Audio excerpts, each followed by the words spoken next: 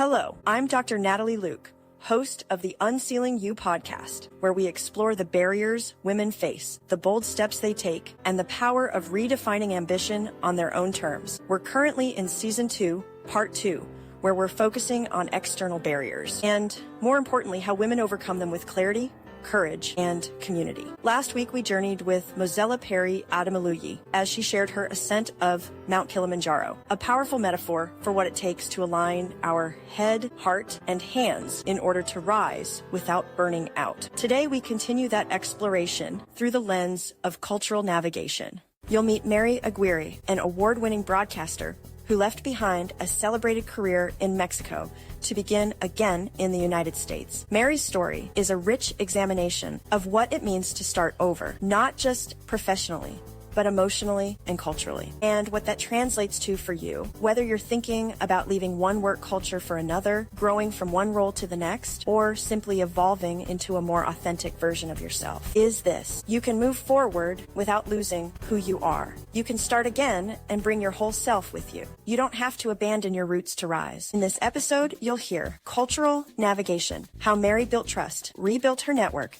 and preserved her identity while adapting to an entirely new set of social and professional norms. Understanding societal expectations, the surprising ways expectations for women differ between Mexico and the U.S., and how Mary challenges and redefines them on her own terms. How she uses her podcast, La Tía con Mary Aguirre, to serve as a warm, grounded voice for Latina women navigating life transitions far from home. If you've ever felt caught between two worlds, whether it's between cultures, careers, or expectations, this episode will speak straight to your heart.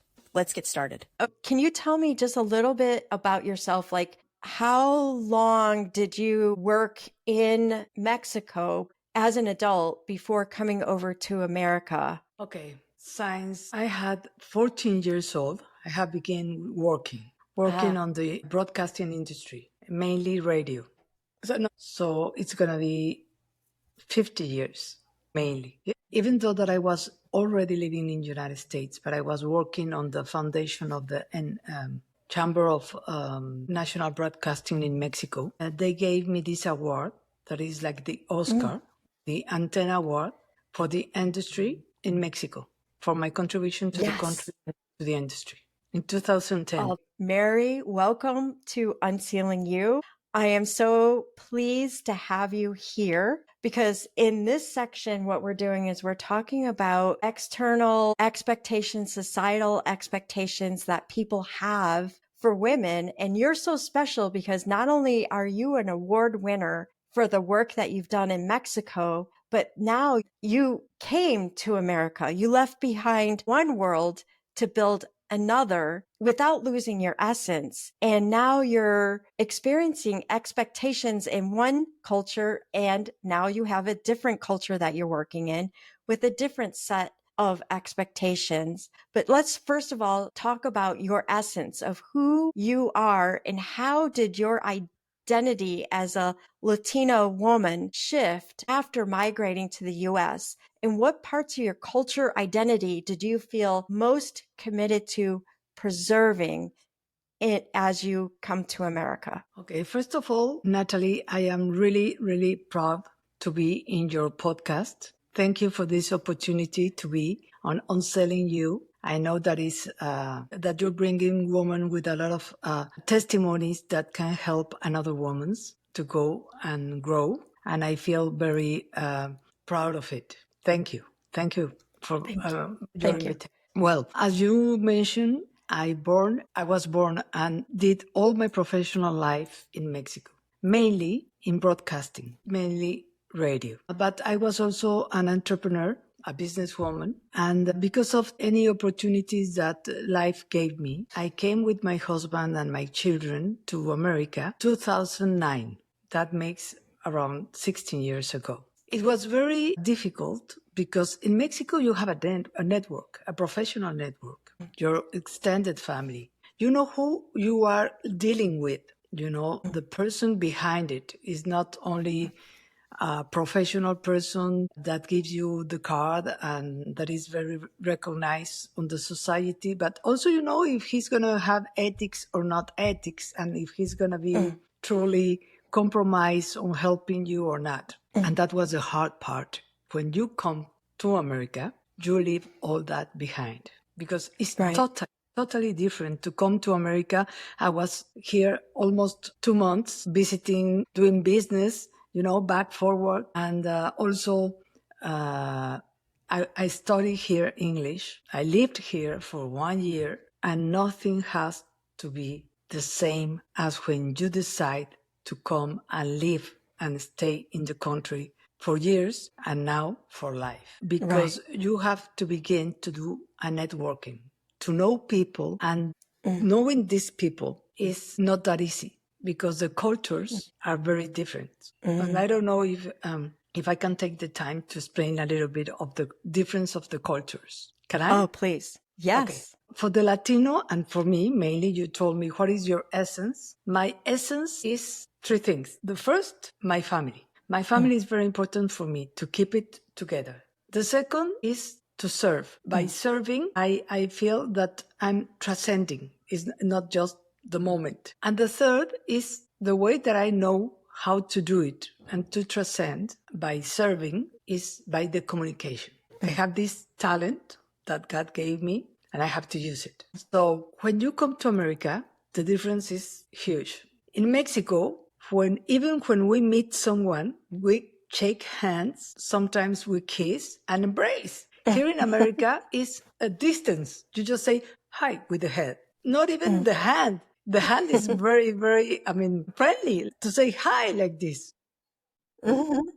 Another thing is the emotions for the Latin American people. We express everything. If we are angry, if we don't like something, or if something happens, we like to share. In America, no. There is a very big difference and space between the persons. The privacy is a must for the American people.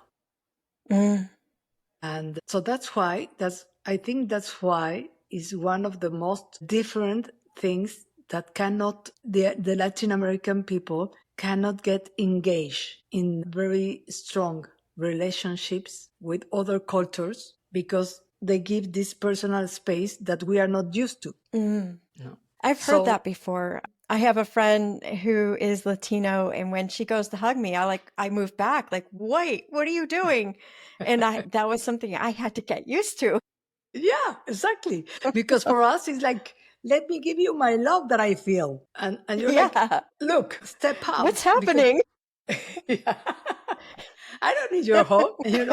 That's something that really happens, and it's shocking for us. Another thing that you have very good, and we don't have it that good, you are very strictly with your time, because time for the American people is money. For us, time is enjoying life. So if we are a little bit late, it doesn't matter that much. It's another things on life that matters more. And so all this, like for us, the Latin people, for doing business, we have to know the people. We have to know if we're going to trust it. Because if we trust someone, we can do whatever. We can go forward and do a relationship, not only in business, but also personal. For the American people, it's not that way. First, they do business. And if they say, okay, the business is okay, I may get personal with you, but not before. So it's the other way around. And to understand this is not that easy. Because in Mexico, mainly, all the business, we do it at lunch. You go to a comida that you know when you're going to start, but you don't know when you're going to end it. And it's with the food and everything that you get the deals. In the United States, that's not possible. Not for breakfast, not for lunch.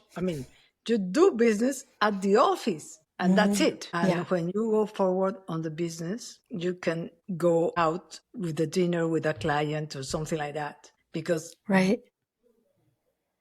you have here like a very strong ethic that it cannot be like a corruption or something like that, no? And we don't see it like that. We see it like it's building trust. Got you. Were there any expectations that you had or that you felt that were put on you as a businesswoman in Mexico that wasn't there as an expectation as a woman in America, or vice versa? Like, when you came to America, did you ever feel like, hey, I'm going to do this and do business with you, and you were met with resistance that you would not have met with in Mexico? Oh, yes, of course. And it's a resistance in both ways, because as I explained to you before, all these difference on cultures. When you come here, I mean, I live in Miami. Miami is a very Latin culture world, and even Americans, but from all Latin America. And everyone has a business, everyone has something to offer. But I cannot go into a business if I don't trust the person, even though the numbers will be the most important business that I could do in my life. And the other way around, in Mexico, knowing people, knowing the country, knowing the opportunities, knowing where you live, where you have already this sense of where to go, you know if this can work or not to do business. In America, it's not only knowing the people, it's also knowing the market, because the United States is not an easy market as everyone thinks it is. And that depends on the region, that depends on the how do you say, market. Yeah, market, if it's communications or it's... A lot of people ask me, hey, Mary, why you didn't went to the broadcasting industry when you came here? That was the one that you did. A long, long time ago, as a group of family, we came to United States and we did broadcasting in all United States. And the most difficult part was Miami. Because Miami, even though when you talk about the Latin culture, it's not one. I mean, it is like a melted, but and everyone feels different. It's not the same. A Mexican, Cuban, Colombian, Venezuelan, Peruana, they are very different cultures. And the way to do broadcasting in Spanish, that is just the language, the culture and the way they decide as an audience to hear is not that easy. It's different backgrounds. And so that's why I decided not to go in, because as a group, we didn't have a very good results here. And also, it was not the moment for me. It was a moment that I was traveling all the time from Mexico to Miami, Mexico, Miami, because as I told you before, I was at the time with my broadcasting radio stations managing, and also I was the president of the foundation of the Cámara Nacional de la Radio y la Televisión, that is like the chamber of the radio and TV, like the NAB, National Association of Broadcasting of Mexico.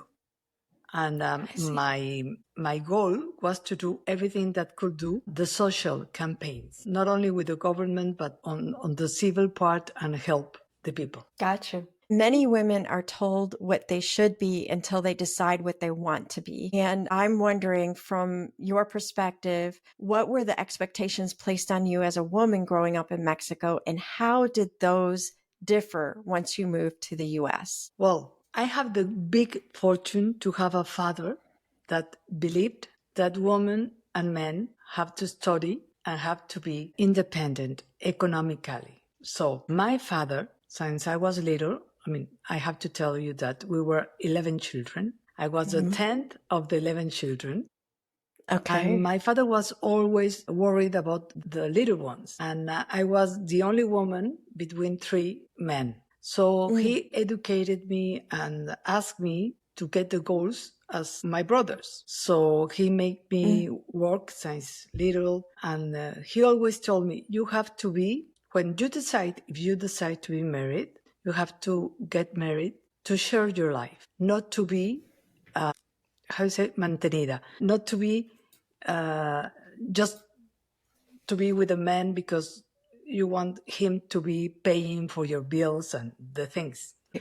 So that's the mentality of how I was educated and grown, even though it was that the perspective of my family. It was not easy in Mexico. The mentality in that time was more men than women going into business. So when I came to United States, I found out a very easy path because it's more open for women to work and to be successful. Did that surprise you? No, because I knew it. Did it surprise you that it was more open? No, not at all. It didn't surprise me because, as I have told you, I have been very near and close to United States culture. So I knew it. Mm-hmm.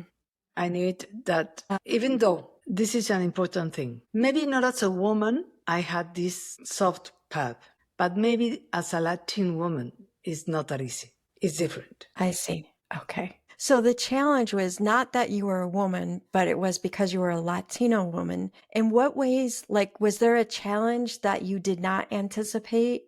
And how did you work yourself through it? Okay. One thing is the language. It's totally different to speak English as a social, or, but when you go into business, the way that you have to speak, talk, and everything on the business is another level.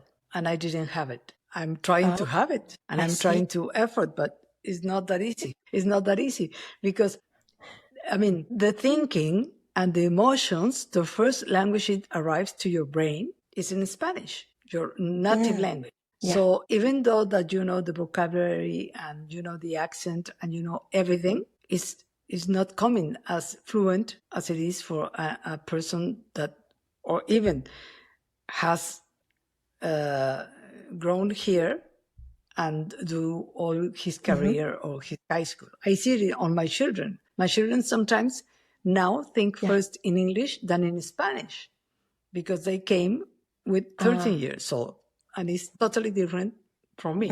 So that's mainly one of the, So you're in broadcasting and now you have your own podcast. How has navigating the two cultures shaped your voice as a podcaster and a storyteller? Well, I was really with a lot of, I don't know how to phrase this, but I was killing myself to come back to communication. And so when I found podcast as a media that I can do it, I was very, very happy on it. So, and why? Because I told you on the beginning, one of my 3 goals in life is my family, serving, and communication. And for the Latin woman and the Latin people, one of the mainly things to say that they have success in life is because they have a family, they have also economically success, but also friends. It's more integral. It's not only by the money or the success or the house or the car. It's because of the family. And so I saw in these 15 years living in America, the difference and the perspective that I'm not saying that it's good or bad, it's different. The perspectives of Latin culture and American culture. And the most important is that for Latin Americans, we do everything for the family, everything. And the American people mostly looks for his wellness, his own personal, if you're okay, everything is going to be okay. And in most of the ways of life, aspects of life, for the American people, it's very easy that when they go to college at 18 years old, they are already grown-ups. They are adults. You have to leave them and do their lives. For us, it's a shock. How come a little guy of 18 years old is going to manage on a world? I have to be around. I have to look for him. And even though that we give this autonomy, we do not give it completely. It's not a way to look at. And I have to say, my daughter, I understand my daughter went to college and I have her, I know where her phone is. So I'm finding her. Where is she at now? She's at her dorm and I'm with my girlfriends and they're like, Natalie, stop that. And I'm like, but I need to know. And then I talked to my daughter and she's like, I kind of like it that you want to know where I am at. I totally relate. Yeah. So another thing is that I saw that sometimes as I'm telling you, for the Latin culture is very important, the family. If we have problems, we try to do everything before quitting a matrimony or a relationship with a brother or siblings. And in here is okay, it doesn't work, leave it. Next. We do not do that.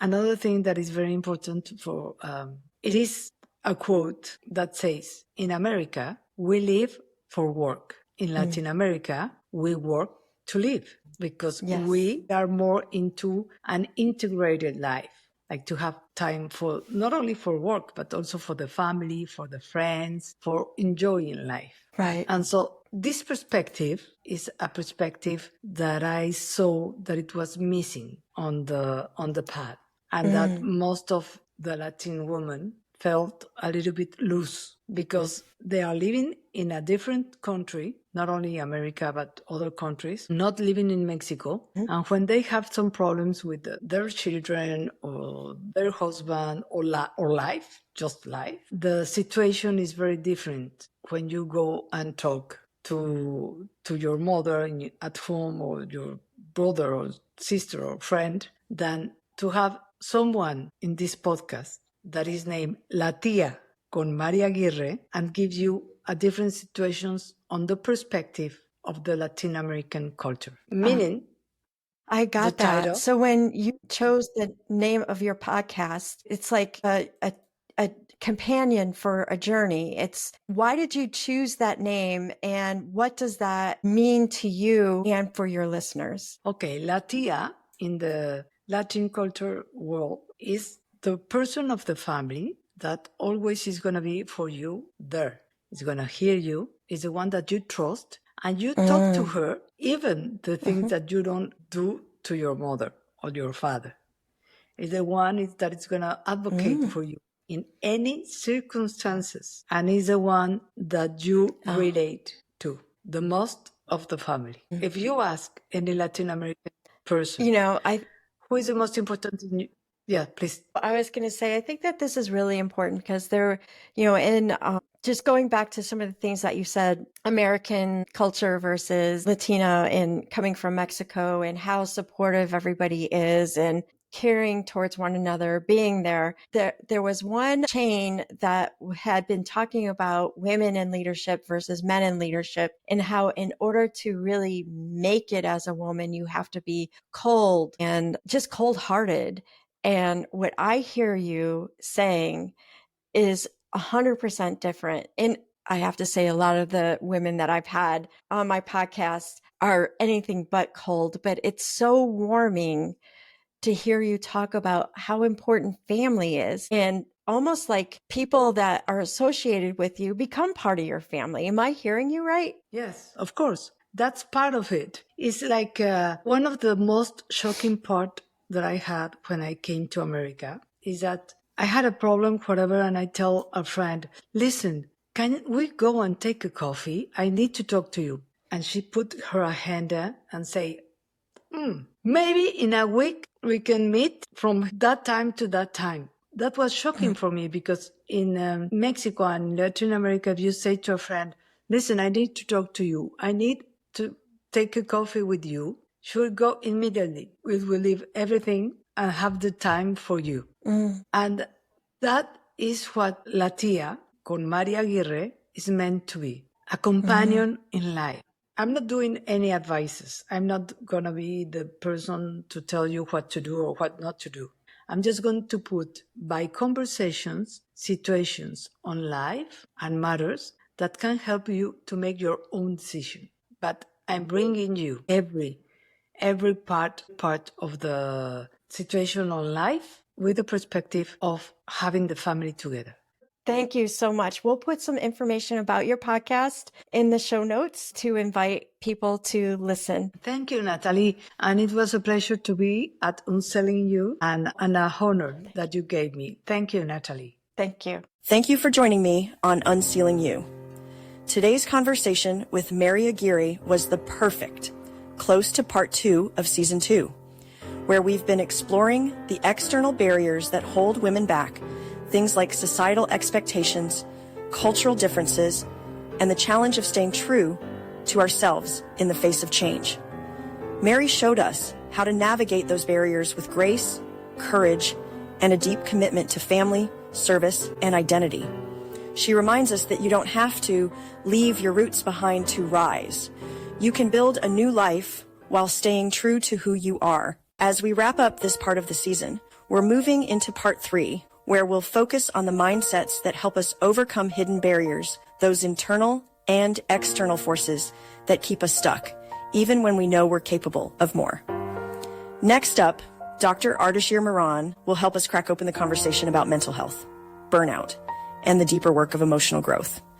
He'll challenge us to see depression and anxiety not as personal flaws, but as signals that we are ready to evolve. It's a powerful shift in perspective that will change the way you think about ambition, achievement, and your own potential.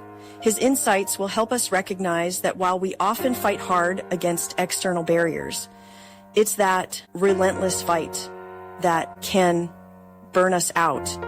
And that real transformation comes when we learn to shift our mindset, listen to our inner signals, and grow from the inside out. If you found value in this episode, please download it.